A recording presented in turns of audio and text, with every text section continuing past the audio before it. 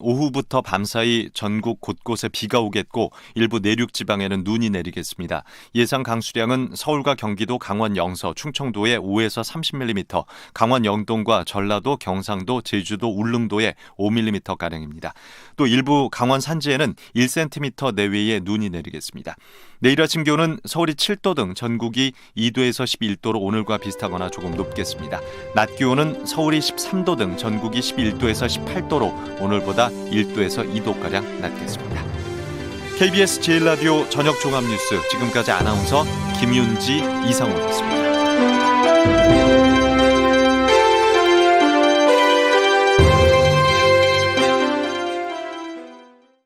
지금 시각은 7시 20분입니다. KBS.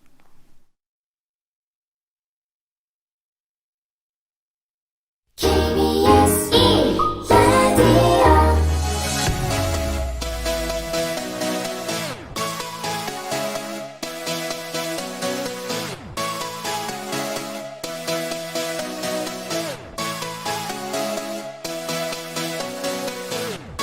KBS 열린 토론.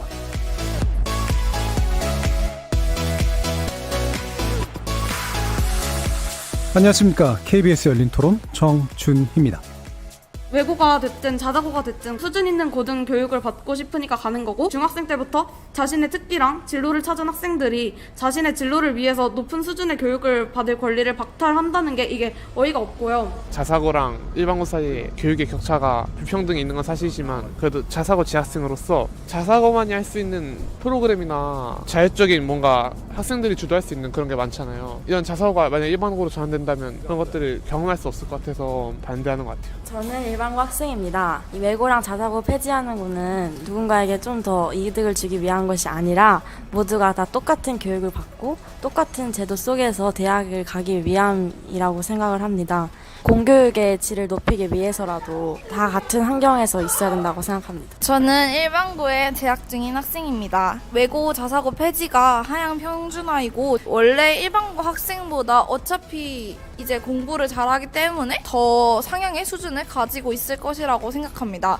그래서 결국은 원래 목적에 비해 별로 효과가 없을 것이라고 예상이 됩니다. 형평성으로 보면은 폐지가 맞는 것 같긴 한데, 애초에 여기가 좀 비싸잖아요. 등록금이 다른 일반고에 비해서 너무 비싼데, 그거에서 다른 사람들은 만약 형편이 부족해서 못 간다 이런 상황이 있을 수도 있으니까, 그래서 거기서 형평성이 안 맞는다고 생각합니다. 예, 여러 학생들을 만나보 의견 어떻게들 들으셨습니까? 오늘 토론 주제는 바로 자사고 외고 폐지, 불평등 완화냐, 하향 평준화냐입니다. 지난 7일이죠. 정부가 2025년을 기해 자사고, 외고, 국제고를 일반고로 일관 전환하는 그런 내용의 바탕을 둔 고교 혁신안을 발표했습니다. 정부는 교육 격차가 사회 계층 격차로 이어진다는 국민의 의뢰를 무겁게 느끼면서 이를 통해 고교 서열화 문제를 풀어보겠다는 그런 입장이죠.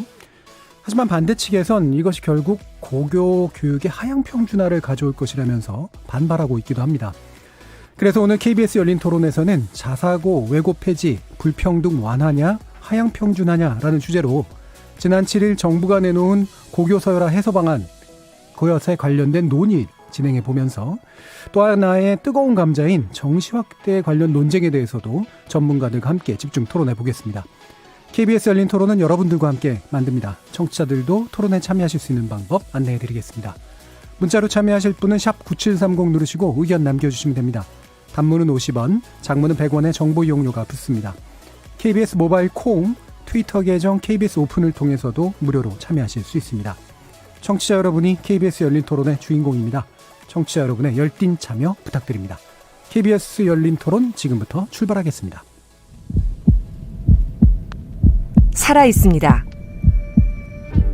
토론이 살아있습니다. 살아있는 토론, KBS 열린 토론. 토론은 라디오가 진짜입니다. 진짜 토론, KBS 열린 토론. 자, 그럼 오늘 함께해 주실 분들 소개하겠습니다. 먼저 정부가 발표한 자사고, 외고 등 일반고 전환 정책에 대해서 기본적으로 찬성하는 측이십니다. 이범 교육평론가 나오셨습니다. 예, 안녕하세요. 자, 그리고 지금 소개해드릴 전문가는 2018학년도 자녀의 대입을 이미 거치셨고요. 또 2년 뒤에 현재 고등학교 1학년인 자녀의 대학 입시를 또다시 앞두고 계신 학부모십니다. 정현미 서울혁신교육학부모 네트워크 공동대표 나오셨습니다. 네, 안녕하세요. 자, 그리고 다음 두 분은 이 정부의 최근 방침, 자사고, 외고 등의 일과 일반고 전환에 대해서 기본적으로 반대하는 입장을 가지고 계신 분들입니다. 정치경제연구소 대안의 김찬휘 부소장 나오셨습니다. 안녕하세요. 김찬휘입니다. 자, 그리고 또 한 분의 학부형이시고요. 교육 전문가이시기도 합니다. 현재 고3 수험생 학부모이시기도 하고요. 교육바로 세우기 운동본부 박소영 대표 나오셨습니다. 네, 안녕하세요. 박소영입니다. KBS 열린 토론, 자사고 외고 폐지, 불평등 완화냐, 하향 평준화냐, 영상으로도 생중계되고 있는데요. 유튜브 들어가셔서 KBS 일라디오 또는 KBS 열린 토론 검색하시면 지금 바로 저희들이 토론하는 모습 영상으로도 보실 수 있습니다. 구독 많이 눌러주시고요. 의견도 많이 달아주십시오. 나중에 팟캐스트로도 들으실 수 있고요. 매일 새벽 1시에 재방송도 됩니다. 자, 이렇게 함께할 방법까지 안내해드렸고 오늘 토론 주제 자사고 외고 폐지, 불평등 완화냐, 하향 평준화냐 본격적으로 시작해보겠습니다. KBS 열린 토론. 자, 정시 확대 관련된 방침이 나오고 한 번 이제 논란이 휩쓸고 갔고요. 이제 또 한 번의 논란이 이제 나오고 있습니다. 교육부가 지난 5일에 학종 실태 조사 결과를 발표하면서 일단 고교 서열화 문제를 확인했다라고 이제 이야기를 했고요. 그리고 나서 이제 바로 지금의 문제인 자사고 외고 국제고의 2025년 일반고 일괄 전환 방침을 밝혔습니다. 여기에 대해서 이제 여러 가지 찬반 양론들이 이제 나오고 있는데 기본적으로 이제 네 분 전문가께서 현재 정부 정책의 전환 과정에 대해서 어떻게 생각하시는지 간단히 의견 듣고 시작하도록 하겠습니다. 일단 고교 서열화 문제부터 짚어보죠. 지금 학종 실태조사 발표 결과 고교 서열화 확인됐다. 이게 심각한 문제로 실제로 확인됐다라고 보시는지 의견 들어보고 가겠습니다. 이번 평론가님. 고교 서열화는 뭐 어제 오늘의 얘기가 아니죠. 사실 고교 평준화는 박정희 정부 시절에 단행된 조처였고 그를 통해서 이제 전국의 고등학교 입시 사교육과 고등학교 입시 경쟁이 일제히 없어졌었습니다. 그게 이제 70년대 시작됐던 건데요. 근데 80년대부터 이제 과학고, 또 90년대 외고 이런 것들이 특목고로 지정되기 시작했고, 또 김대중 정부 때 자사고 6개, 그 이명박 정부 때 자사고 대폭 늘리고 하면서 이제 사실은 고교 평준화가 이미 해체됐다 이런 인식이 일반적입니다. 근데 재미있는 것은 2000년대 초부터 2016년까지 한국교육개발원에서 늘 고교 평준화에 찬성하느냐 이런 동일한 질문에 여론조사를 했었어요. 늘 3분의 2 정도가 고교 평준화 찬성한다는 여론이 나왔습니다. 그리고 지난 대선 때도 사실 문재인 후보만이 아니라 심상정 그리고 유승민 후보가 똑같은 공약을 냈고요. 다 일반고로 전환한다. 네. 그리고 안철수 후보도 외고국제고 자사고 존속은 할 수 있게 하겠지만 선발권은 주지 않겠다. 추천만 허용하겠다. 그래서 사실은 어느 정도 공감대가 형성되었었고 현 정부가 사실 좀 조기에 이런 정책을 발표했으면 아마 지금보다는 좀 덜 논란을 거치면서 시행할 수 있었던 정책이다. 그런 점에서 좀 오히려 아쉽다 이렇게 느껴지는 정책입니다. 예, 지금 고교 서열화라고 하는 게 이제 약간 이제 오해될 수도 있는 부분이, 그러니까 실질적으로 존재하는 고교 간의 어떤 차이를 의미하는 거냐, 아니면 이제 제도가 고교 서열화를 방치하고 조장하는 문제냐라고 이제 보는 것이 약간 차이가 좀 있을 것 같아요. 기본적으로 후자라는 저는 당연히 이제 거죠? 일단 후자를 기준으로 해서 말씀드린 것이고요. 알겠습니다. 김찬희 부사장님. 그 수치로 말씀드리면 좀 더 이해하실 수 있을 것 같은데요. 작년에 서울대 수시 최초 합격자 수를 한번 비교해 보면 하나고 학생이 46명이 서울대 수시에 최초 합격했습니다. 예. 그리고 또 일반고로 말씀드리면 한영고가 12명, 서울고가 10명, 단대보고가 9명이 서울대 수시에 최초 합격했는데요. 서울대 수시는 다 학종으로 되어 있습니다. 그런데 전국의 고등학교가 2,358개인데 서울대 합격생을 한 명이라도 낸 학교가 849개밖에 안 됩니다. 예. 즉 1,500개 학교는 합격생을 한 명도 못 된다는 얘기죠. 예. 그럼 결국 어떤 학교는 4등급까지 합격한 거고 어떤 학교는 전교 1등도 합격하지 못했기 때문에 학교 서열화가 분명히 존재한다 이렇게 말할 수 있습니다. 예, 알겠습니다. 자, 그러면 또 정현미 대표님. 네, 개인의 경험 차원에서 일단 먼저 말씀을 드리자면은 저희 2015년에 이제 저희 아들이 고등학교 입시를 이제 앞두고 있었죠. 그래서 일단은 그 당시에는 이제 그 자사고를 저도 염두에 두고서 그 설명회를 많이 다니고 해봤는데 역시나 그 자사고의 유혹은 이제 뿌리칠 수 없었어요. 예. 그래서 자사고를 보낼까 이제 고민을 하다가 그 시점에서 이제 그 어떤 철학적인 물음이 이제 다가와서 행복한 교육, 아이들의 철학적인 부분이요? 예. 그리고 어떻게 하면 학창 시절을 즐겁게 공부로 즐겁게 할 수 있을까 이제 그런 고민들과 물음들을 던지면서 저는 일반고지만 자율형 학교인 혁신학교를 보내게 됐습니다. 예. 그래서 혁신학교를 이제 3년 동안 다니면서 물론 자사고도 뭐 아이들의 자율성, 인성, 창의성 교육을 충분히 하고 있고 그게 교육의 취지가 맞다고 하나 이제 그 일반고를 다니면서도 충분히 저희 아이는 그런 교육적인 어떤 교육 과정 속에서 그런 면들을 많이 길러냈고 그리고 성공적으로 학교 생활 잘 마치고 대학도 잘 들어갔어요.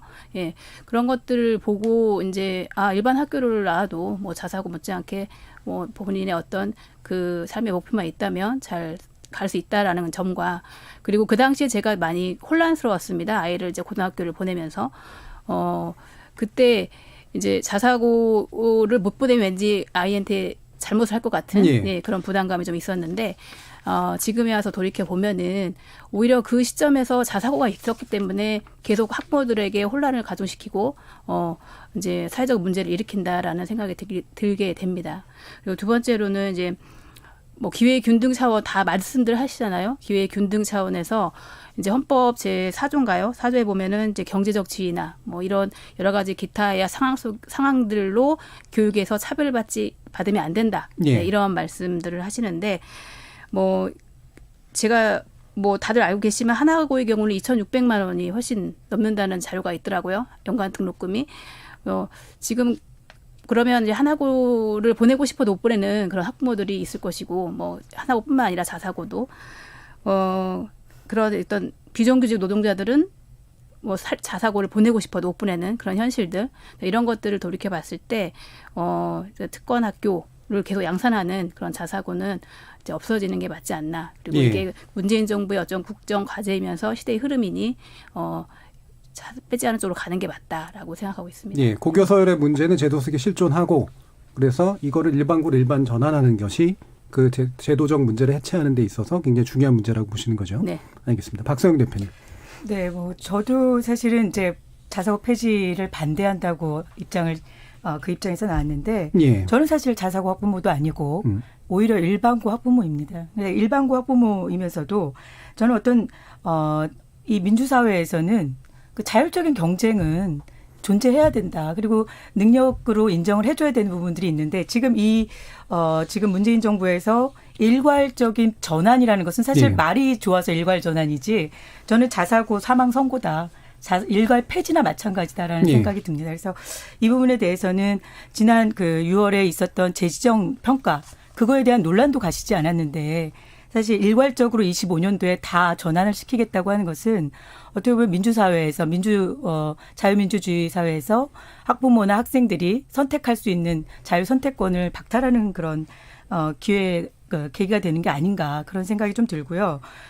실제로 이번 그 고교 서열화가 실제로 지금 존재하고 있었다는 것이 저희가 이제 저는 이제 정시확대 부분에 찬성하는 입장이다 보니까 계속해서 정시확대가 자사고 특목고에게 유리한 전형이다라는 반대의 여론을 되게 많이 들었었거든요. 반대 비판하는 목소리를.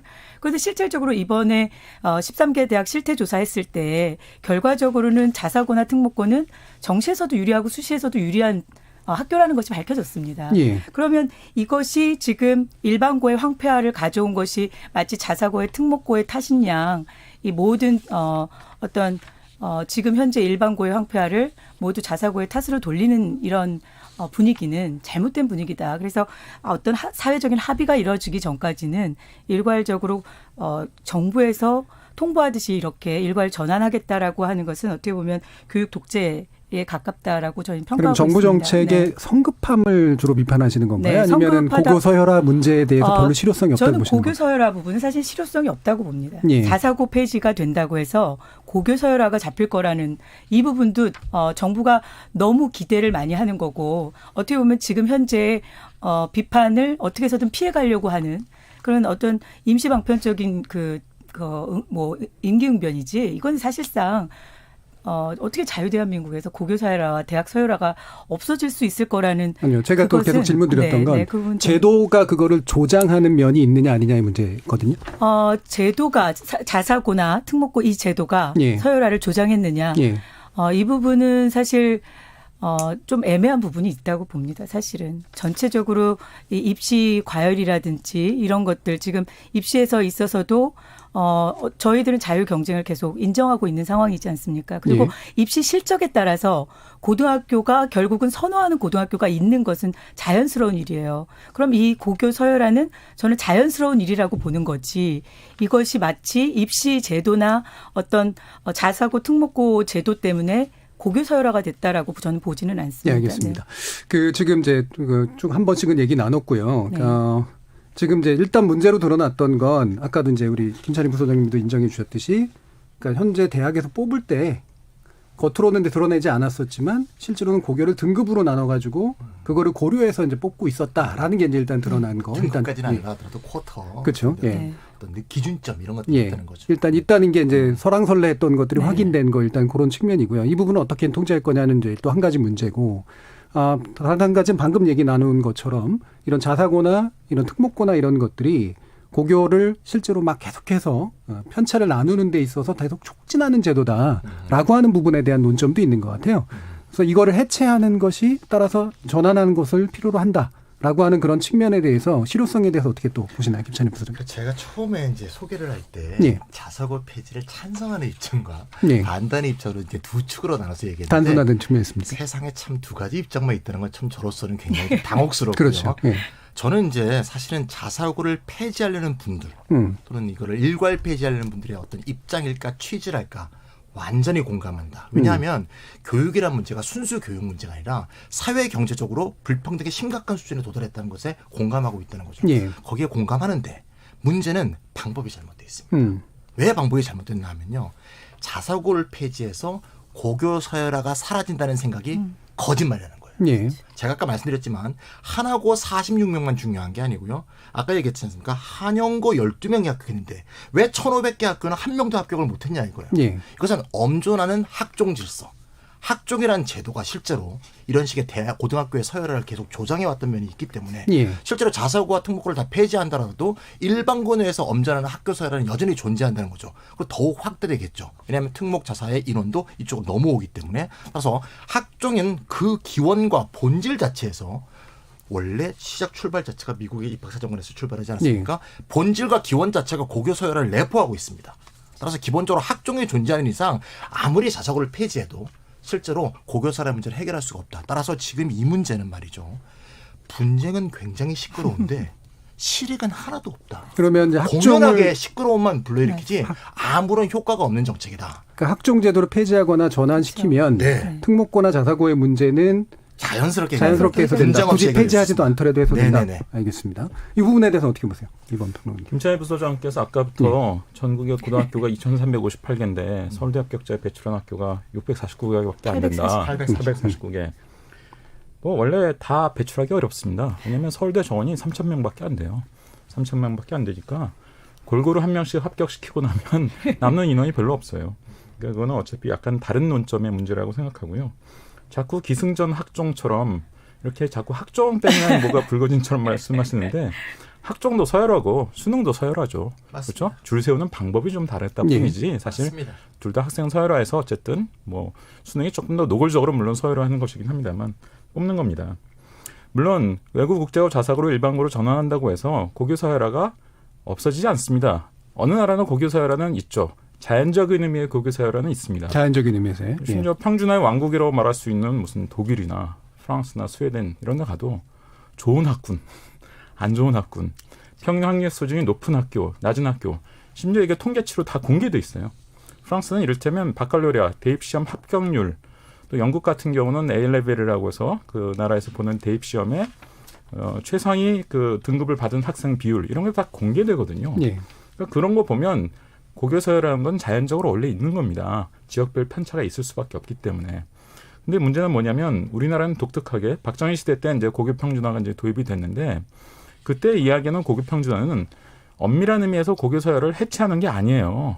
자연적인 서열화는 뭐 어쩔 수 없다. 그거를 우리가 손대지는 않겠는데 적어도 선발권, 특정한 학교가 학생을 골라서 뽑아갈 수 있게 함으로써 그로 인해서 고교 사회를 더 심화시키고 단순히 서열화학은 문제만이 아니죠. 경쟁과 사교육과 부담의 문제죠. 이것을 훨씬 키우는 이게 이제 고교 비평준화 시대의 문제 아니었습니까?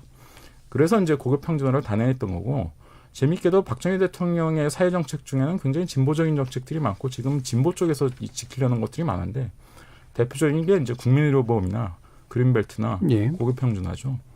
그런 정책으로서 역사적 의미가 있다.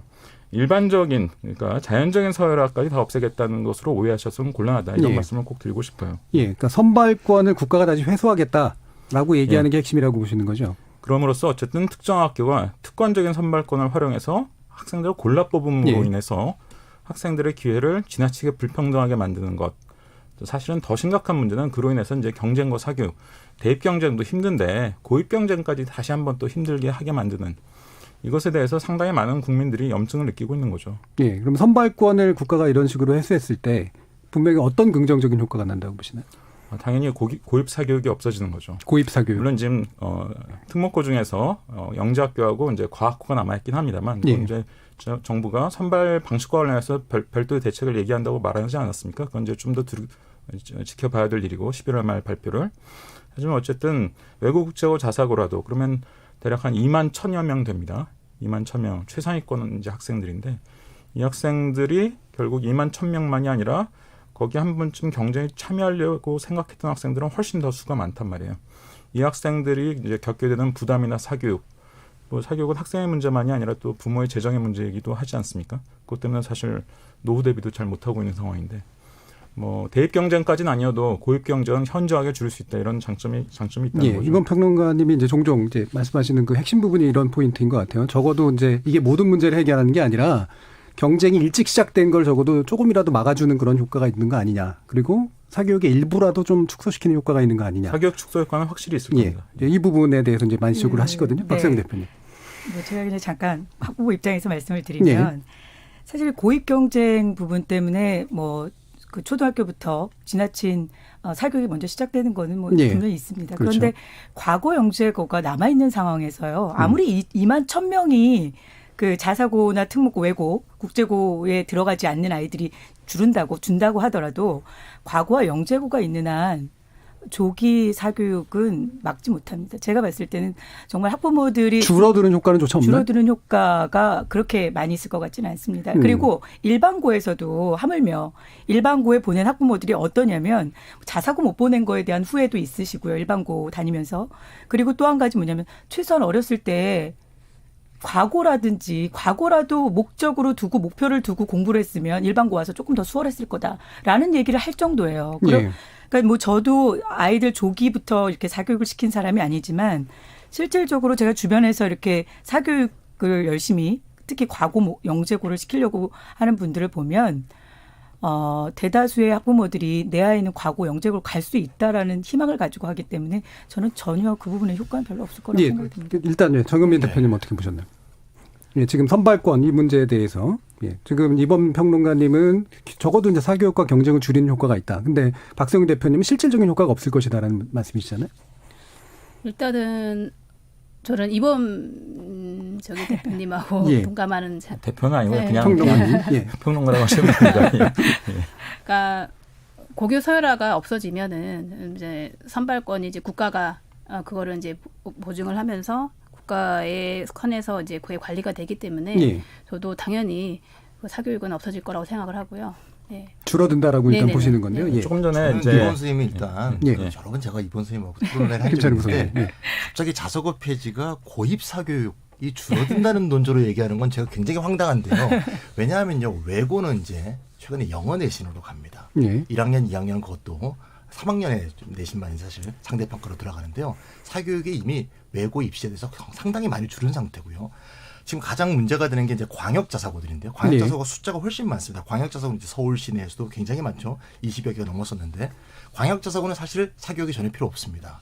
사실 사교육이 집중되고 있는 고입의 사교육이 집중되는 건 옆에 말씀 이미 하셨지만 과학고 영재고거든요. 네. 과학고 영재고에 대해서는 그냥 온전하는 거고 지금 자사고 특목고 폐지에서는 과학고하고 영재고는 운이 되고 있지 않습니다. 네. 그러니까 실제로 그걸 얘기를 하면서 자사고 폐지의 당위성을 얘기한 건 좀 이상하고요. 저는 다른 얘기를 하고 싶은데요. 부모님들이 왜 자사고 또는 특목고를 보냈을까? 그 마음을 좀 이해해야 된다. 네. 저는 자사고 특목고가 꼭 좋아서 간다는 게 아니고요. 사실 이 자사고 특목고의 지금 폐지에 대해서 왜 학부모들이 불안해하느냐 일반고 자체가 실제로 자기 지역에서 예를 들면 서울의 어떤 특정한 지역 교육 수혜 지역이라면 일반고를 가건 자사고를 가건 특목고를 가건 상관이 없습니다. 비슷한데 예를 들면 어떤 지방의 어떤 학교라고 생각해 봅시다.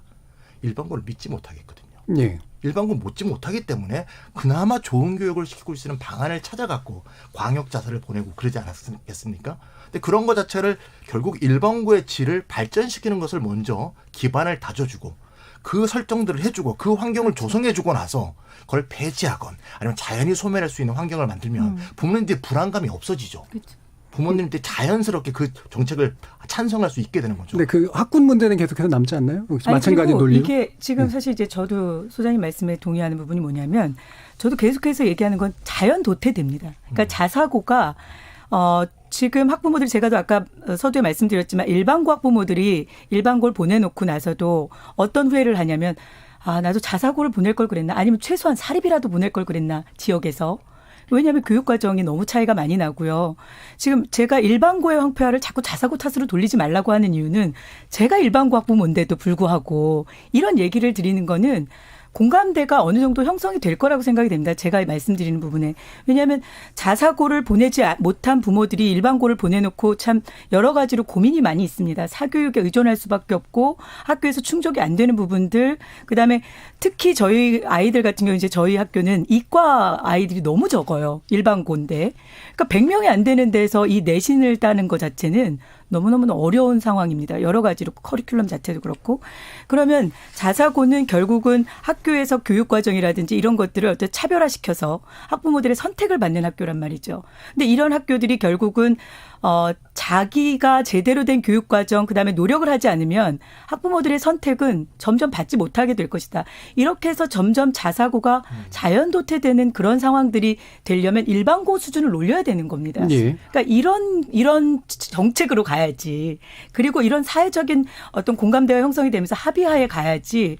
이렇게 일괄적인 전환이다. 그 부분은 아까 말씀하셨으니까요. 네, 지금 논점이 지금 약간 섞여 있어요. 무슨 말이냐면 지금 말씀 나누는 가운데 예를 들면 이제 경쟁을 저하시키는 효과하고 일반교 교육의 어떤 전반적인 질적 상승의 문제 이 두 부분이 물론 연결은 돼 있지만 사실은 두 부분이 일단 분리해서 봐야 되는 문제인 것 같거든요. 이 부분은 어떻게 보세요, 이번 평론님? 일반고에 문제가 많다는 건 뭐 전적으로 저도 공감하고요. 그건 좀 이따가 좀 얘기할 기회가 있을 거라고 생각합니다. 근데 좀 팩트 체크를 해볼 필요가 있는데요. 아까 김찬희 부소장 말씀하신 것처럼 광역자사고의 경우는 거의 선발권이 없죠. 뭐 지금 추첨하거나 면접 정도 활용하는 이 정도이기 때문에 광역자사고 정원이 지금 전국에 11,600명입니다. 주로 서울에 집중돼 있고요. 그리고 이제 학생을 여러 내신을 다 활용해가지고 뽑고 또 자기소개서도 쓰게 하고 면접도 하는 이 전국자사고가 2,700명입니다. 예. 그리고 외고 국제고 합치면은 7,000명이에요. 외국 국제고는 이제 영어 내신하고 그다음에 자기소개서, 면접 등을 이제 보게 돼 있죠. 그러니까 다 합치면 2만 1,000여 명 되는데 그중에 11,000명 정도는 선발권이 별로 없는 거의 없는 광역자사고고 10,000명, 정원 10,000명 정도가 이제 선발권을 가진 외고 국제고 그리고 전국자사고입니다. 예. 자, 과학고 영재학교 사교육 심각하죠. 학생 1인당 사교육으로 치면 외고 자사고보다 사실 과학고가 더 심각한 문제입니다. 근데 정원이 2,500명이에요. 다 합치면. 영재학교 과학고가 다 합치면. 그러니까 총사교육의 규모에 있어서는 어쨌든 이건 차이가 난다는 거죠. 그리고 정부가 이번에 발표하면서 아주 중요한 발표를 했습니다. 영재학교 과학고의 지필고사를 폐지하겠다. 이건 영재학교 과학고 입시학원 지금 난리 났어요.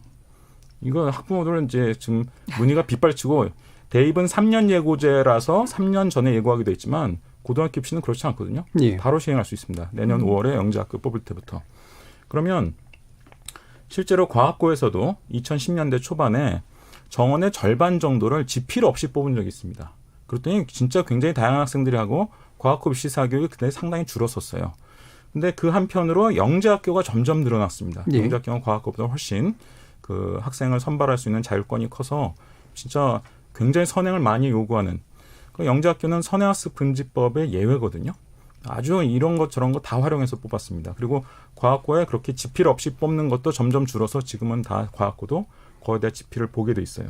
그래서 과학고 영재학교 사교육이 심각한 건 맞지만 총 사교육 규모에 있어서는 과학고 영재학교 정원이 전국 자사고 외고 국제고 다 합친 거에 한 4분의 1 정도, 예. 2,500명 정도이기 때문에 그걸 같은 동일선상에서 비교하기는 어렵다. 그리고 정부가 지금 영재학교 과학고 입시에 지필 폐지하겠다라고 선언한 상태고 구체적인 안은 11월 말에 발표될 거니까 그걸 보고 좀 더 얘기를 해볼 수 있는 여지가 있다라고 봅니다. 그거에 대해서 잠깐 말씀드릴 것 같은데요. 정원만을 갖고 사교육 범위 또는 사교육 규모가 작다고 보는 건 굉장히 좀 잘못된 판단이에요. 네, 적어도 축소 효과는 없다고 생각하세요?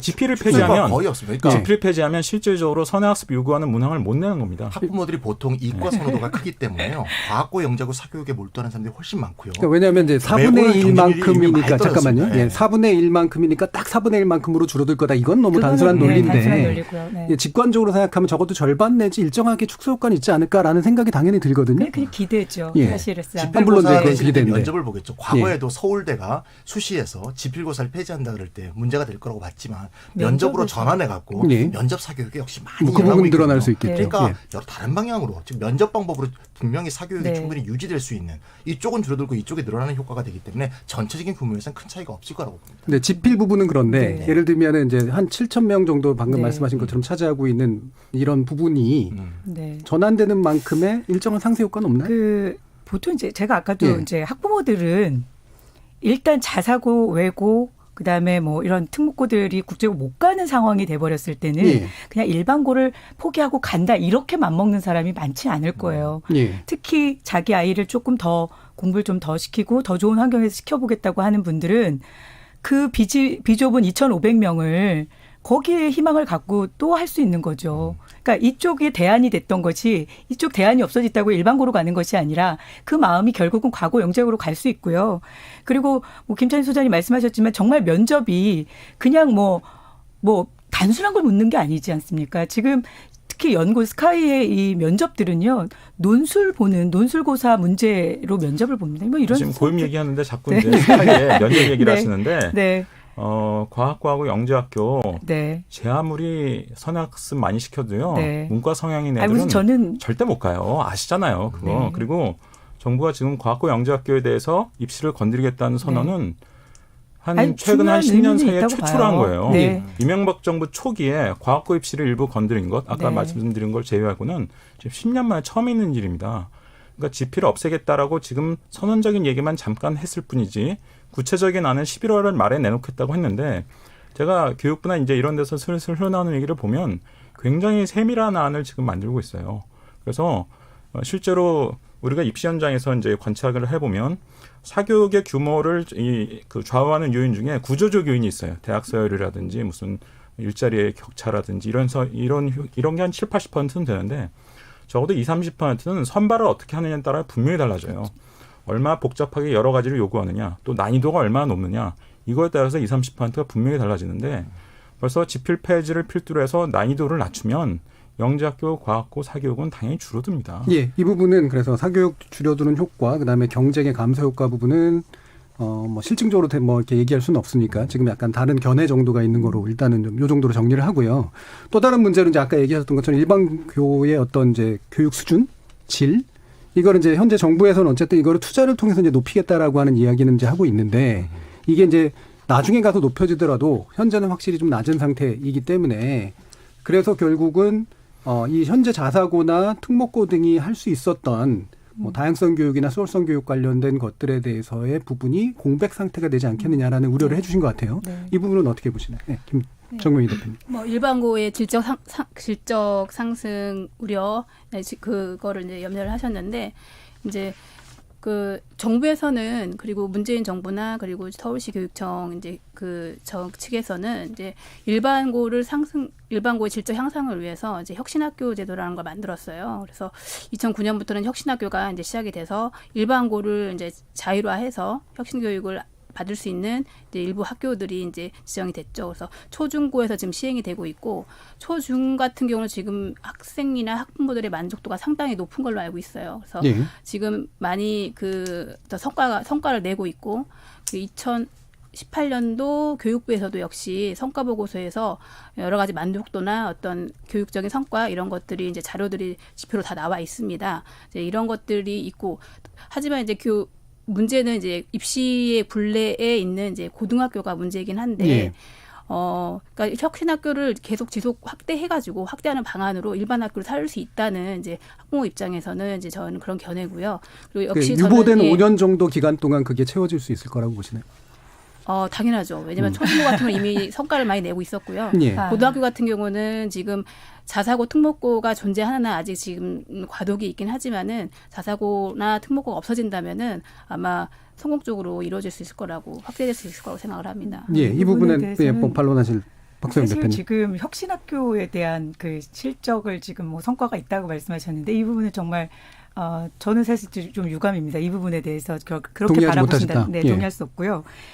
지금 혁신학교에 대한 불신, 그다음에 혁신학교를 지금 강제적으로 지금 계속해서 이건 사실 혁신학교 같은 경우는 취약계층의 교육의 어떤 취약계층의 어떤 대안으로 만들어졌었던 것인데 이것이 마치 지금 혁신학교가 모든 일반고 황폐화를 대안인 것처럼 해결할 수 있는 대안인 것처럼 말씀하시는 건 좀 혁신학교가 원래 그런 소외계층에 대한 대안이었나요? 아니에요. 처음에 취지를 잘못 알고 계신 것 같아요. 그러니까 처음에 실험적 학교란 뜻 아닌가요? 그러니까 처음에 시작은 취약계층에 시작했었던 부분들이 맞습니다. 그러니까 이 혁신학교 부분에 대해서는 그리고 이것이 지금 이제 뭐 경기도에서도 사실 혁신학교를 계속해서 저도 2013년도에도 밖에서 보는 혁신학교 세미나라든지 여러 가지 이제 저희 아이가 혁신학교 다니는데 소외계층하고 상관없거든요.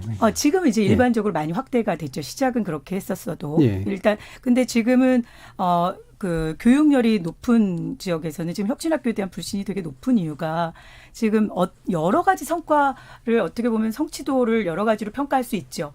뭐 교육의 성취도라는 것은 여러 가지로 평가할 수 있지만 물론 이렇게 지필 평가로만 할 수 있는 건 아니죠. 그렇지만 성과라는 것이 그렇지만 지금 현재 혁신학교에 대한 불신이 커진 것은 지금 기초학력 미달이 지금 6.6%까지 또 늘어났거든요. 그러니까 이런 부분에 대해서 국민들이 공감하지 않는 상태에서 혁신학교를 확대하겠다. 그리고 이 혁신학교가 결국은 일반 고등학교의 5년 공백을 채울 수 있다라는 부분도 대단한 착각이라고. 그러니까 혁신학교 실험 자체가 그다지 성공적이지 못하고 따라서 당연히 5년의 공백도 채우지 못한다라는 이제 지금 말씀이시잖아요. 솔직히 좀 필요가 있을 것 같은데요. 학부모들이 보통 초등학교 때는 혁신학교를 많이 보내지 않습니까?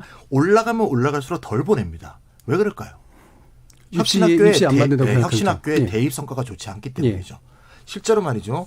일반고는 입시기관이 아니고 자사고 특목고만 입시기관이라고 자꾸 얘기하는 경향이 있는데요. 일반고도 입시기관입니다. 우리나라 입시기관이 아닌 고등학교 없습니다. 입시 실적이 나쁘기 때문에 학부모들이 그 학교를 기피했던 거죠. 실제로 일반고가 말이죠. 학종체제 이후에 학종이 정착했다. 학종이 성공했다. 학교 교육의 질이 변했다. 그럴 때 항상 얘기할 때가 좋은 학교에 더 많이 보냈다는 성과로 얘기하거든요. 그 부분에 대해서는 어떻게 보세요? 그러니까 학교 교육이 결국 입시 교육일 수밖에 없다. 결국 일반고가 입시 교육이라는 걸 얘기하는 거죠. 즉 사회의 반영이라는 거죠. 그거를 사실 도외시해 놓고 마치 이것이 자사고 특목고가 폐지되면 경쟁이 없어진다든가 그다음에 친구를 적으로 보다가 친구로 볼 수 있게 된다든가 이렇게 얘기하시는 분들이 많이 나와서 TV에서 얘기하시는데 이거 정말 너무 솔직하지 않은 얘기다. 진짜 그런 변화들이 일어나지 않습니다. 왜냐하면 지금의 제도화에서는 지금의 사회 안에서는 그러니까 그런 식의 큰 변화를 일으킨다고 얘기하는 것 자체가 가장 큰 문제라고 저는 생각합니다. 그러니까 아무 변화도 안 일어나나요, 근데? 거의 안 일어납니다. 저는 반개혁보다 더 나쁜 게 개혁이라고 얘기하면서 사실 개혁이 일어나지 않는 거 이게 가장 큰 문제라고요. 지금 그게 바로 자사고 근데 그 말씀을 들으면 전혀 미래라는 게 안 보이는데 어떻게 정부가 보세요? 물론 일부 교육청에서 그런 얘기를 하는 경우는 있지만 현 정부가 중앙정부가 일반고에 대안이 혁신학교라고 얘기하나요? 그렇지 않습니다. 일본고에 대안은 혁신학교는 아니에요. 물론 혁신학교가 어떤 미래적인 대안의 모습의 일단을 보여주긴 합니다. 하지만 정부가 얘기하는 일반고에 대안은 고교학점제죠. 그러니까 고교학점제는 뭐 이를테면 저도 과학고 나왔지만 뭐 수학과학 더 많이 수강 신청하면 그게 과학고 역할을 합니다. 서구 선진국 보면. 미국의 과학고 몇 개 있는 거 빼놓고는 과학고 거의 없죠. 외고는 진짜 없죠. 유럽이나 미국에. 그 외국어 더 많이 수강 신청하면 그게 외고 역할을 한다고 보는 거죠. 그래서 학생 개인에게 선택권을 줘서 네가 원하는 걸 듣고 또 수월성 교육도 개인의 선택에 의해서 해라. 이래서 이제 이번에 교육부가 낸 자료를 보면 매우 의미심장한 게 우리나라 좀 진보로 이제 분류되는 정부에서 거의 최초로 수월성이란 말을 아주 거리낌 없이 씁니다. 예. 일반고에서 수월성 교육이 가능하게 하겠다. 이건데 근데 이것은 그 이면은 뭘 포함하고 있냐. 내가 들어가서 잘 만한 과목은 수강 신청 안 할 수 있게 해주겠다는 겁니다. 내가 들어가서 나 이건 도저히 뭐 배울 생각도 없고 배울 의지도 없고 적성에 안 맞는다고 생각하는 과목은 기피할 수 있는 것을 허용하겠다는 거예요. 관심이 없는 건 안 듣겠다. 오히려 예. 지금 정부가 지금 설계하고는 고교학점제를 더 적극적으로 해야 됩니다. 지금 고교학점제라고 해놓고 수학은 새 학기를 꼭 듣게 만들어놨어요. 새 학기를. 대부분의 서구 선진국의 마지막 2년은요. 수학 안 들어도 돼요. 자기 대학에서 전공할 것과 연관이 없거나 본인이 원하지 않으면 안 들어도 되게 돼 있습니다. 그러니까 오히려 지금 고교학점제보다 조금 더 근본적이고 조금 더 급진적으로 할 필요가 있다. 학생들에게 개개인에게 선택권을 훨씬 더 많이 주고 그들이 그 개인의 선택에 의해서 자기가 원하는 것을 배우게 하는 그 기회를 확대하면 일반고의 문제 전부가 풀린다고 생각하지는 않습니다. 이로 인해서. 하지만 상당 부분은 완화될 수 있다. 예. 완전한 해소라고는 표현하지 않겠지만 상당 부분 여건이 나아질 수 있다라고 생각을 해요. 그럼 이제 지금 이제 일반고의 질적 어떤 상승을 위한 대안은 5년 뒤로 이제 예정돼 있는 그 고교학점제 문제에서 그렇죠. 좀 더 완성이 되는 그러니까 거고. 고교학점제가 2025년 고1로 예정돼 있는데 예. 외고국제고 자사고의 전환, 일반고 전환이 역시 2025년 고1로 예정된 게 동시잖아요. 예. 이게 내용적으로 연관이 있는 거죠, 사실은. 예. 그럼 방금 이제 그 김찬희 부소장님 지적하셨던 결국은 이제 입시 교육의 문제다라고 하는 것도 역시 그 문제로 어느 그렇죠. 정도 뭐 수능도 입시고 학종도 입시고 일반고도 입시 교육하는 거고 예. 정도의 차이, 방식의 차이는 있을지언정 다 뭐 입시라는 것이 우리나라 교육 전체를 지배하고 있는 일종의 자기장 같은 효과를 내고 있는 것이거든요. 그러니까 저는 김찬희 부소장의 그런 지적에 대해서는 충분히 공감합니다. 이해하지만 그렇다고 해서 우리가 지금 어떤 노력을 해도 일반고는 거의 달라지지 않을 것이다 라고 얘기하는 것은 고교학점제가 가진 어떤 파괴적인 잠재력에 대해서 너무 좀 과소평가하시는 게 아닌가 하는 생각이 들어요. 이번 김찬희 부소장님. 저는 어떤 걸 해도 안 바뀐다는 얘기가 아니고요. 예. 핀트가 어긋났다는 얘기입니다. 예. 대입 제도 자체 우리가 뒤에 또 얘기하겠지만 대입 제도를 혁신적으로 바꾸고 사회적 대타협을 하고 모든 사람이 수긍할 수 있는 방향으로 대입 제도를 바꿔서 고교 교육을 바꿔야 된다고 보고요. 지금 고교학점제 얘기가 나와서 꼭 말씀을 드려야 될 것 같은데요. 저는 고교학점제가 우리나라에서 제일 나쁜 결과를 낳을 거라고 봅니다. 예. 저는 고등학생이 오히려 기초학력을 더 튼튼하게 하고 모두 배워야 될 걸 다 배워야 된다고 봅니다. 예를 들면 말이죠. 지금까지도 그렇고 앞으로도 그렇겠지만 보통 이과 학생들이 과학을 2개 선택합니다. 근데 자기가 진학하려는 학과하고 관계없는 과학을 공부해도 대학 진학이 되죠. 예. 실제로. 그래서 예를 들면 물리를 선택하지 않고 기계공학과 갔다. 그럼 어떻게 되냐면요. 대학교에 입학하기 전인 1월, 2월 달에 학교에서 물리 강좌를 개설을 해서요. 강제로 듣게 만듭니다. 마찬가지 일이 이제는 2015년 개정교육과정 때문에 수학에서도 발생하는데요. 이제 2022학년도부터는요. 수능을 볼 때 어떤 학생이 이과 학생인데 미적분을 안 해도 됩니다. 이과 학생인데 기하를 안 해도 됩니다. 그럼 예를 들면 미적분을 안 한 학생이 학점제, 고교학점제라는 그 참 고상한 이론에 의해서 미적분을 선택하지 않고 기하만 선택해서 졸업했다고 봅시다. 근데 예. 대학에서는 그 학생이 수용이 안 돼요. 그럼 어떻게 될까요? 1학년, 2학년 때 결국 1월 달, 2월 달에 3월 달 입학하기 전에 학생들한테 강제로 미적분을 듣게 해야 됩니다. 다시 말하자면 고등학생들의 자율성을 확대해 준다는 굉장히 고상한 이론을 얘기하지만 이것이 오히려 대학생들의 강제 수업을 더 강화시키는 그런 식의 풍선 효과를 낳는 겁니다. 우리나라의 대학교 교육과 연관 효과. 미적분을 안 들으면 그는 안 들어도 되는 과들도 있어요. 정말 저는 어이가 없는 얘기인데요. 그거는 대학이 책임져야 될 걸 학생 책임으로 미루는 태도예요. 아니죠. 고등학교에 대학에서 우리 대학 거죠. 공대에 만약 꼭 들어오려면 물리를 해라라고 지정하면 돼요. 근데 왜 지정 안 할 것 같으세요? 대학이 합리적이잖아요. 우리 대학 공대 들어오려면 물리 꼭 해. 지정하는 게 합리적인 것 같은데 왜 안 할 것 같습니까? 학생들 책임이 아니고요. 대학 공대 교수들은 그렇게 지정하자고 요구해요. 대학이 입학처에서 반대해요.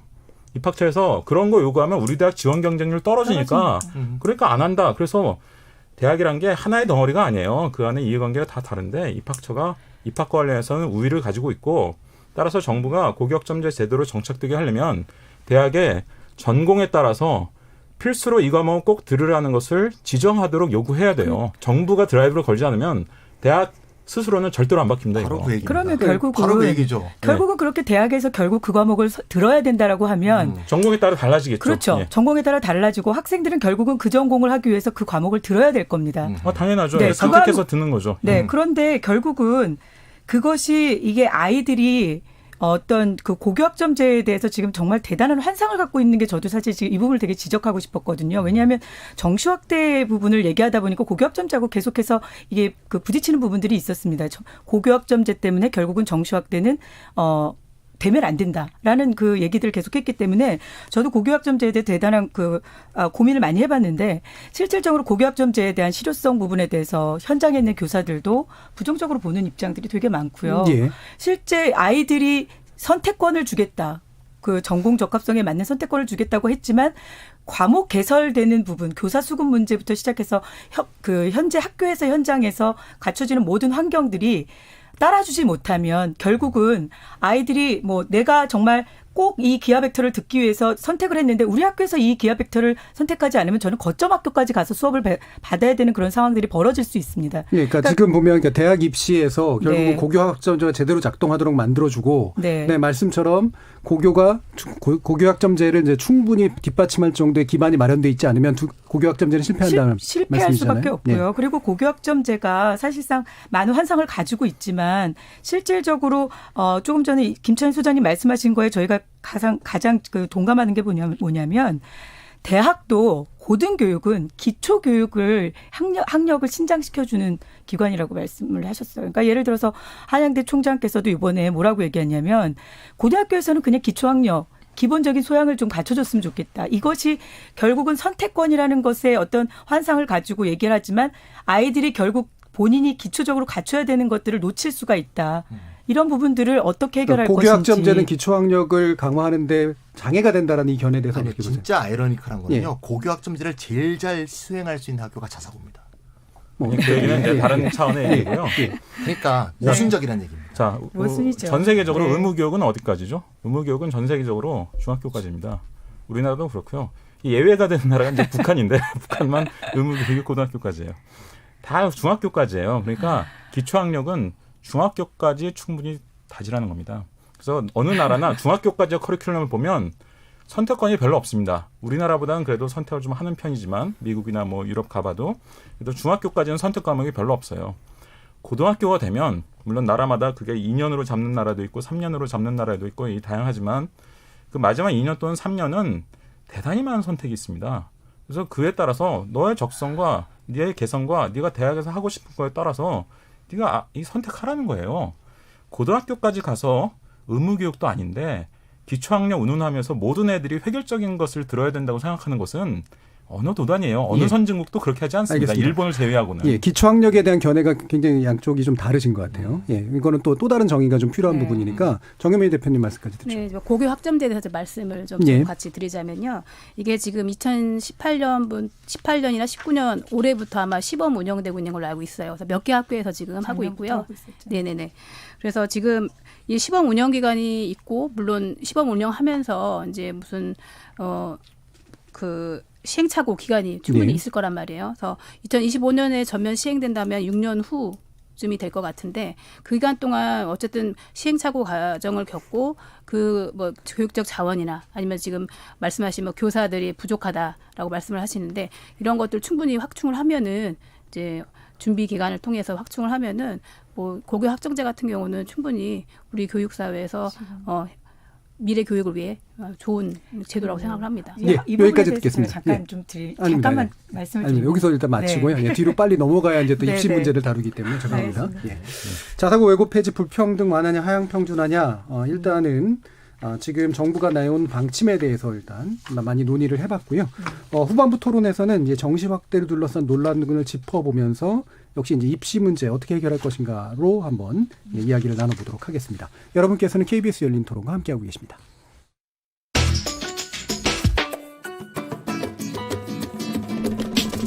묻는다, 듣는다, 통한다. KBS 열린 토론. 듣고 계신 청취자 여러분 감사드립니다. 들으면서 답답한 부분은 없으신가요? 궁금한 점은요? 그렇다면 함께 토론에 참여하시죠. 유료 문자 샵 9730을 이용하시면 됩니다. 단문은 50원, 장문은 100원의 정보 이용료가 있습니다. 스마트폰 어플리케이션 KBS 모바일 콩을 통해서도 무료로 참여하실 수 있습니다. KBS 열린 토론은 언제나 열려 있습니다. 듣고 계신 KBS 열린 토론은 매일 밤 1시에 재방송됩니다. 그럼 지금부터 청취자들이 보내주신 의견 들어보고 가겠습니다. 정의진 문자캐스터. 네, 안녕하십니까. 문자캐스터 정의진입니다. 자사고 외고 폐지, 불평등 완화냐, 하향 평준화냐라는 주제로 청취자 여러분이 보내주신 문자 소개해드리겠습니다. 먼저 콩 아이디 9383님. 우선 자사고 학생이 우월하다는 인식부터 없어져야 합니다.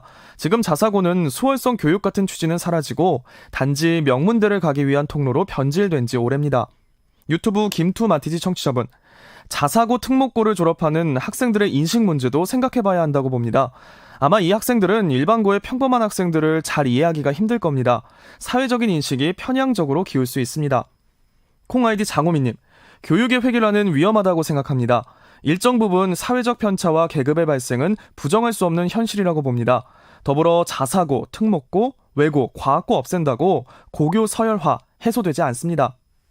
콩 아이디 황운규님. 공부 잘하는 사람은 잘하는 애들끼리 모으고 조금 덜 잘하는 아이들은 그들끼리 모아서 수준에 맞는 교육을 하는 게 맞습니다. 소위 일반 수업도 못 따라가서 책상에 엎드려 자는 학생과 특목고 학생이 어떻게 같은 수업으로 만족하나요? 수월성 교육은 중요합니다. 콩 아이디 커피조아님. 고교 서열화는 나쁘고 평준화는 좋다는 논리, 교육의 창의성을 무시하는 거 아닐까요? 유튜브로 의견 주신 김환선 청취자분.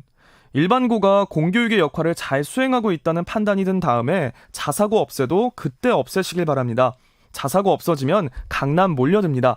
풍선 효과만 납니다 해주셨고요. 유튜브로 의견 주신 옛날 사람 청취자분. 교육 문제는 해도 해도 답이 안 나오는 문제입니다. 밤샘 토론해주세요. 콩 아이디 2967님. 우수한 영재들을 잘 발굴해서 나라의 미래를 위해 활용하는 일은 필요하지만 왜 정권만 바뀌면 교육과 수능, 대입 선발 과정이 바뀌는 건지 교육정책의 100년 대계를 위해 국민의 합의 없이 교육정책을 바꾸는 일은 없어져야 한다고 생각합니다. 콩 아이디 3375님. 제 아이는 경기도에 위치한 외고 졸업생입니다. 내신 3%까지는 서울대, 4%까지는 연고대 지원해서 많이들 합격합니다. 제 아이는 내신이 3.68이었는데 스카이대학에 들어갔습니다.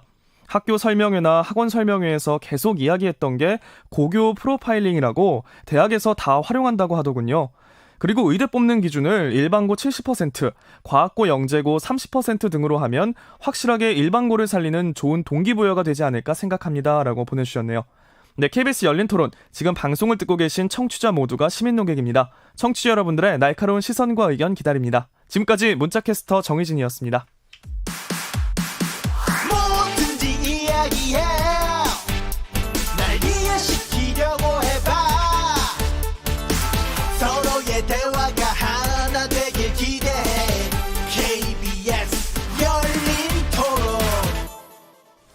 예, KBS 열린 토론 김찬희 정치경제연구소 대안부소장, 박서영 교육바로 세우기 운동본부 대표, 이범 교육평론가, 정현미 서울혁신교육학부모 네트워크 공동대표 이렇게 네 분과 함께하고 있습니다.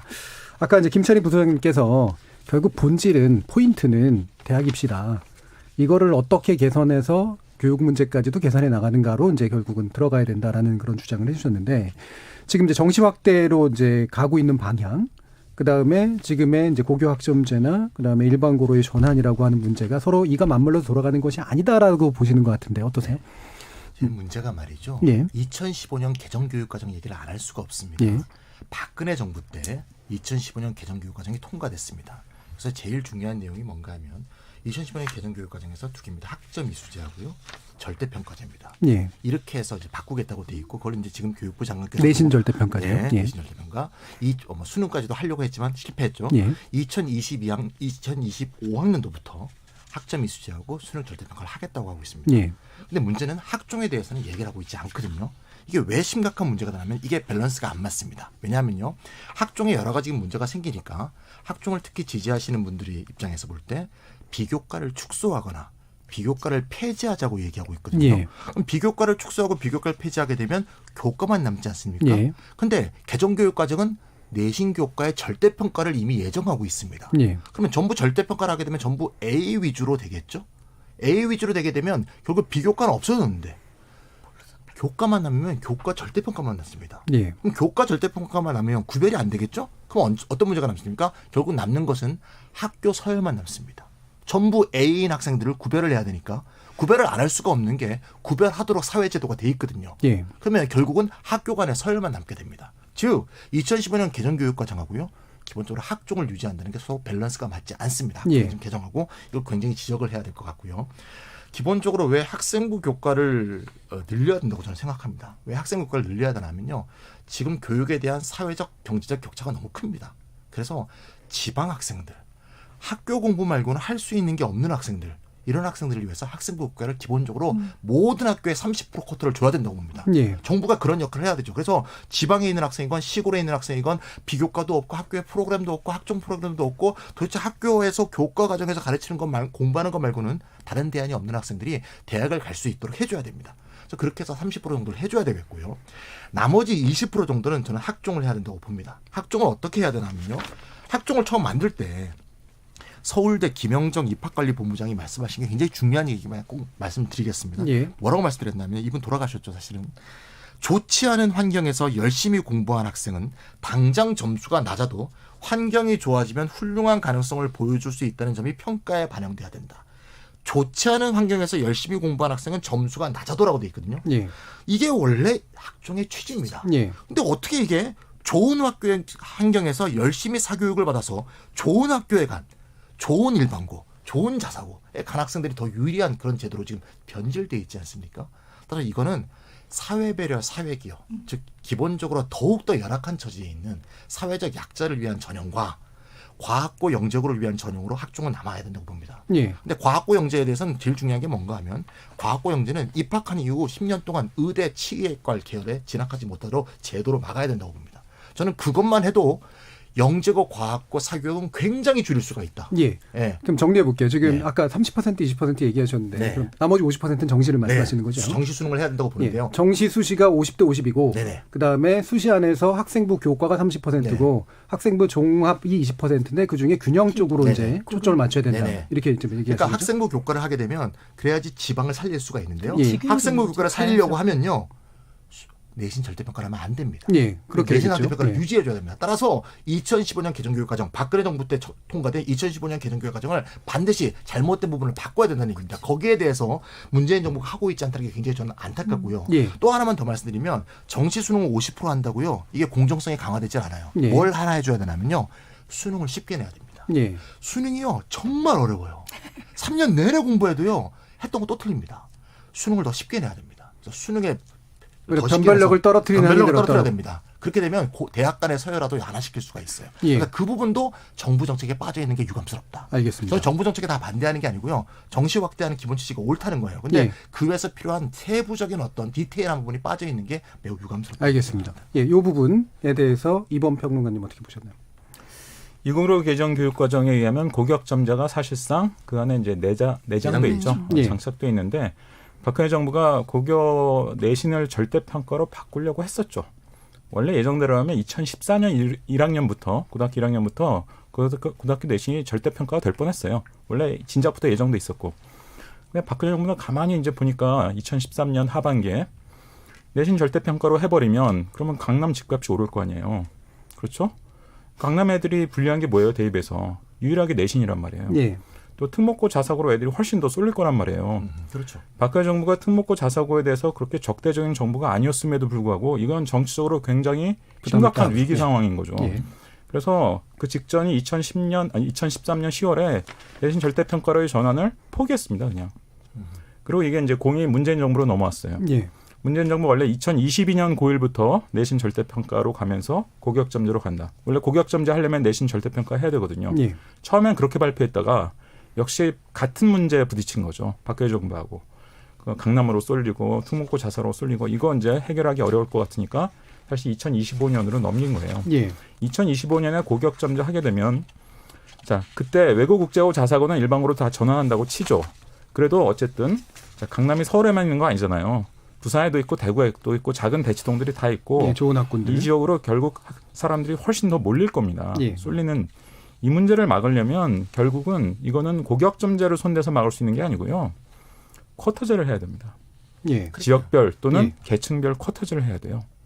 그래서 이거는 지금 5년의 시간이 있기 때문에 대입까지 치면 8년의 시간이 있기 때문에 충분히 설계할 수 있는데 예를 들어서 뭐 어떤 명문대 이제 경영학과에서 100명을 뽑는다라고 하면 이를테면 앞에 50명은 소득 분위별로 줄을 따로 세우는 거예요. 그래서 이를테면 소득 1분에서 10분위까지 있는데 1, 2분이 10% 뽑는다. 줄 세워서. 3, 4분이 10% 뽑는다. 5, 6분이 이런 식으로 해서 이제 10분위까지 이제 그러면 결국 저소득층 1, 2분위도 최소한 10%는 뽑히는 거예요. 그러면. 그렇게 이제 50%를 뽑고 나머지 50명은 뭐 안 뽑힌 애들 앞에 50% 못 뽑힌 애들 이제 그냥 줄 세워서 뽑는 거죠. 그러니까 이 쿼터제는 정시에서도 할 수 있고 수시에서도 할 수 있어요. 여러 군데서 다 할 수 있습니다. 사실 이런 것들을 그 보완적으로 마련하지 않으면요. 누가 다음 대통령이 돼도 고교학점제 무서워서 못합니다. 그러니까 쿼터제는 수시나 정시나 어쨌든 다 적용할 수 있는 부분이고, 근데 그걸 하시는 의도가 이제 결과적으로도 균형적으로 뽑히게 만드는 것도 있지만 동시에 학군만 보고 몰려가는 거를 막는 효과도 있기 때문인 그렇죠. 건가요? 그거는 교육적인 문제가 아니라 정치적 문제가 돼요. 그래서 누가 집권하든 심각한 문제가 됩니다. 교육적으로는 내신 절대평가가 맞거든요. 상대평가한 나라 우리 OECD 35개국 중에 우리나라밖에 없어요. 아니 그 수십 명, 뭐 100여 명 사이에서 서로 딛고 올라가는 경쟁을 하라고 하는 거니까 굉장히 비교육적인 거고 교육학적으로도 말이 안 되는 거거든요. 근데 절대평가를 하게 되면 우리나라에서는 어쨌든 내신 상대평가에 의존해서 그래도 좀 균형 있게 형평성 있게 뽑히는 이런 효과가 이제 나타나고 있었던 거고 강남으로 쏠린 것도 조금 막을 수 있었던 건데 이게 다 무너진단 말이에요. 그러니까 고교학점제와 더불어서 내신 절대평가로 가게 되면 제가 보기에는 이건 뭐 교육적인 문제가 아니라 정치인들이 쿼터제를 선택하지 않을 수가 없을 겁니다. 예, 당연히 그렇게 될 것이다. 예. 이 부분 박성윤 대표님. 뭐 이제 사실 이제 입시제도 얘기를 하다 보면 결국 2015 교육과정을 저희가 얘기를 안 할 수가 없는데 이 부분에 대해서도 사실 저는 고교학점제나 2015 교육과정에 대해서 지금 정확하게 그 진단을 한번 해봐야 된다라는 생각을 하고 있습니다. 정확한 진단을 하고 지금 말씀하신 두 분 전문가께서 말씀하신 것처럼 분명히 잘못된 부분들이 있습니다. 그러니까 설계 단계와 그다음에 이것이 적용되는 단계에 있을 때 분명히 잘못된 부분들이 있으면 이 부분에 대해서 과감하게 수정을 해야 된다라고 보고 있습니다. 지금. 그래서 뭐 이 쿼터제나 이런 부분들은 저도 사실 생각을 안 해봤던 부분이거든요. 그러니까 저희 같은 경우에 정시 50% 이상을 얘기를 하고 있었고 저도 교과 부분이 늘어야 된다는 상위권 대학에서 교과 부분이 늘어야 된다는 부분에 대해서는 저도 일부 공감을 하고 있습니다. 왜냐하면 자연스럽게 지역 균형이 일어나거든요. 그리고 이제 그 고른 기회 전형 같은 경우 학생부 종합 전형 같은 경우에 정말 사회적인 약자를 위해서 돼야 되는데 지금 이제 자꾸 그 교육의 불평등을 해소하겠다라고 하는 부분에서 결국 계속 그 불평등을 해소하겠다고 만들어냈던 제도들이 오히려 사회적인 약자라든지 그런 소외계층한테는 더 불리한 제도가 됐다. 현재로는. 학생부 종합전형도 그렇고 물론 정시도 마찬가지 그 부분이 있습니다. 그래서 뭐 일부 쿼터제 부분은 제가 지금 들어가지고는 바로 뭐 동감할 수 있다라고 얘기할 수 없을 것 같고요. 조금 사회적인 고민이 좀 필요하다. 그래서 이건 그렇습니다. 네. 그래서 지금 이제 뭐 앞으로 2028년도를 얘기하고 있고 2025년도부터 고교학점제 시행하는 것도 얘기하고 있지만 저는 고교학점제도 2025년부터 시행하겠다. 이것은 너무 성급하지 않겠나.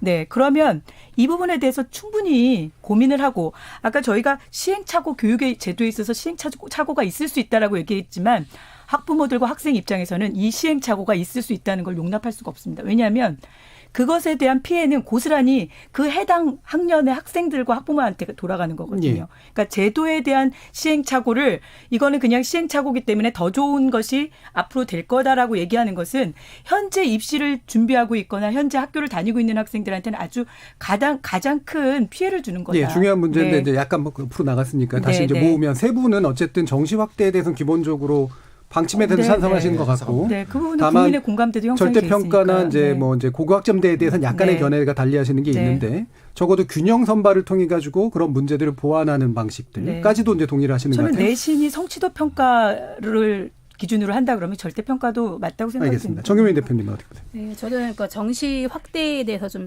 솔직히 학부모 입장에서 많이 우려하고 있는 편이거든요. 그러니까 정시가 이제 수능을 확대와 이제 같이 맞물려 가는 건데 그 수능 같은 경우는 지금 저희 아들을 사례를 들 수밖에 없는데 아들은 이제 고등학교 들어가면서 혁신학교를 다니면서 이제 혁신학교 교육 과정을 통해서 이제 학종을 준비하고 있었습니다. 근데 학종을 준비하고 또 잘 따라갔고, 그래서 뭐 입시를 겪는데 크게 무리가 없을 거라고 생각을 했는데 이제 고3이 되면서는 이제 수능을 준비할 수밖에 없었어요. 그러니까 딱 문앞을 가로막고 있는 게 수능이더라고요. 그래서 어쩔 수 없이 또 사교육에 의존할 수밖에 없었던 고3이 돼서야 이제 그런 사례가 있었는데, 개인적인 경험이 있는데. 그래서 이제 정시가 이제 확대가 되면은 이제 그 수능의 어떤 비율이, 그 수능의 어떤 중심이 과중되는 것에 대해서 우려를 하고 있고요. 오히려 저는 이제 학종을 개선하는 게, 좀 평가 방식을 좀 개선하는 게, 그거에 또 비중을 두는 게 더 맞지 않나 이제 이렇게 생각하고 그 있습니다. 부분에 대해서는 이제 또 나머지 세 분과는 예. 또 의견이 좀 다 네. 달라지시는 부분이 있는 것 같네요. 이게 지금이 편이 좀 이렇게 또 다시 나뉘었습니다. 제 평과는 좀 다르고. 저도 원래 정시학대 찬성론자는 원래 아니었어요. 원래는 아니셨죠. 아니, 저는 원래 양비론자인데요. 저는 학종도 이게 이상한 거고 수능도 이상한 거다. TV에서 또 그 얘기 하셨더라고요. 저는 했었는데, 그 얘기 꼭 해야 될 것 그러나 같은데요. 정시를 확대하게 된 대통령의 취지 또는 국민 여론이 워낙 압도적으로 지지하는 데는 그 공감한다. 나름의 합리적 이유가 있는 거다. 이제 이런 얘기를 하는 거죠. 보완하신다면? 고른 기회 전형 있잖아요. 예. 이거 취지가 좋은데요. 예. 그 고른 기회 또는 저소득층의 쿼터 이런 문제로 이 문제를 해결하는 것은요. 예. 이 문제로만 해결하려고 그러면 안 됩니다. 고른 기회는 고른 기회로도 둬야 되는데, 왜냐하면요. 이러면요. 중간층들. 즉 예를 들면 고른 그렇죠. 기회에 해당하는 정말 중간층이 제일 어려울 수 기초생활 있죠. 수급자라든가 예. 이런 게 아니고, 또 아버지가 독립운동가가 아니라든가 사회 취약계층이 아닌 서민들, 그다음에 중층, 중간층들은 방법이 없습니다. 네. 그러니까 사실 그런 문제를 해결하면 안 되고요. 아까 저 선진국 얘기를 많이 하셨는데, 사실 고른 기회 전형이라는 게 종합 학종의 액세서리거든요. 예. 미국의 입학사정관제로 부유층이라든가 사회적 지위가 높은 사람들이 대학에 많이 진학하는 것을 완화시키거나 뭔가 좀 희석하기 위해서 고른기회 전형을 활용하고 있는 거거든요. 그래서 이게 과연 이거의 보완책이 될 수 있을까? 저는 그게 문제가 되고요. 가장 중요한 건요. 학생인데요. 지금 이 제도를 그대로 둔 상태에서 아무리 절대평가로 바꾸건 뭐로 바꾼 간에요. 학생이 부담이 줄질 않아요. 예. 지금 학생들은 학교 내신 죽으라고 하고 비교과하고 그러다가 나중에 2학년 돼갖고 이게 안 될 것 같으면 그때 또 수능하고 이걸 다 하게 되거든요. 예. 따라서 어떤 지역에 있느냐, 어떤 곳에서 공부하고 있냐에 따라서 길을 하나만 제시해서 그 길을 향해서 달아갈 수 있도록 해서 학생들의 불안을 줄여줘야 된다고 봅니다. 따라서 지방에 있는 학생은 내신만 잘 관리하면 대학 갈 수 있게, 그다음에 보통 학생들은 공부를 열심히 하면 갈 수 있게, 그다음에 영재고 과학고 학생이나 일반적으로 굉장히 기초생활수급자나 어려운 학생들은 그냥 열심히 자기 어려운 환경에서 열심히 노력하는 것만 갖고 대학을 갈 수 있도록 루트를 분명하게 한 가지로 정해줘야 학생들의 부담이 줄여준다고 봅니다. 지금처럼 루트를 여러 개로 두고 학생들을 괴롭히거나 고문하는 그런 제도가 반드시 없어져야 된다. 자기가 확실히 자기 조건에서 할 만하다고 생각하는 한 가지 목표가 확실히 있도록 그렇게 해줘야 된다는 말씀이신 것 같네요. 자, 이게 뭐 뒤에 토론 시간이 이제 얼마 남지 않아서 마지막 마무리 토론 이제 들어가야 될 것 같은데요.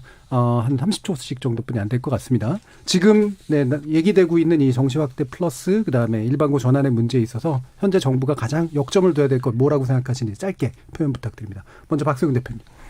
저한테 지금 지금 이제 정시 확대 대통령께서 발표하시고 나서 더 논쟁이 더 뜨겁게 됐습니다. 근데 지금 제가 고른 기회 전형도 지금 말씀하신 것처럼 정말 사회적 약자를 위해서 돼야 되는데, 이것이 또 다른 편법이 되거나, 그리고 지금 가장 중산층이라든지 이런 서민들은 오히려 또 다른 불평등을 느낄 수 있는 그런 전형이 돼서는 안 되고, 오히려 저희 같은 경우에는 정원 외의 얘기도 많이가 나왔습니다. 정원 외로 차라리 고른 기회 전형 뽑는 게 어떠냐.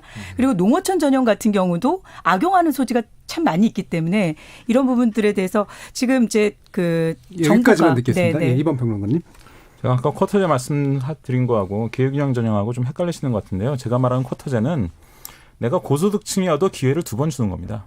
쿼터제 최상층 10% 뽑을 때 한 번 지원할 수 있고 한 번 줄 설 수 있고, 또 나머지 50% 거기서 못 뽑으면 또 줄 설 수 있고. 네. 그러니까 모든 모집 정원에서 이제 그런 식으로 쿼터제를 두자는 것이고요. 예. 따라서 특정한 저소득층만을 위해서 쿼터제를 하는 그런 의미가 아니라는 거죠.